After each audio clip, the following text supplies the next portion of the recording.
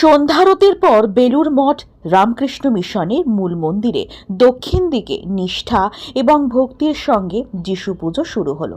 রীতি মেনেই যথাযোগ্য মর্যাদায় মহাসমারোহে প্রতি বছরের ন্যায় 24শে ডিসেম্বর সন্ধ্যায় বেলুর মঠে পালিত হলো যিশু পুজো। প্রভু যিশুর প্রতিকৃতি রেখে ঠাকুর শ্রী শ্রী রামকৃষ্ণ দেবের সন্ধ্যারতির পর ফুল, ফল, মিষ্টি, কেক, পেস্ট্রি প্রমুখ নিবেদন করে প্রভু যিশুকে এদিন পুজো করা হয়।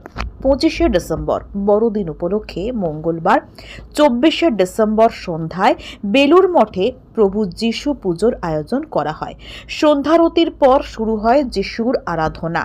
প্রভু যিশুর ছবি বসানো হয়, মোমবাতি, ফুল দিয়ে ছবি সাজানো হয়, ক্যারলের মাধ্যমে পুজোর সূচনা হয়। এদিন উপস্থিত ছিলেন বেলুর মঠের সন্ন্যাসীরা, উপস্থিত ছিলেন ভক্তেরাও। এদিন যিশুর জন্মকাহিনী পাঠ করা হয়।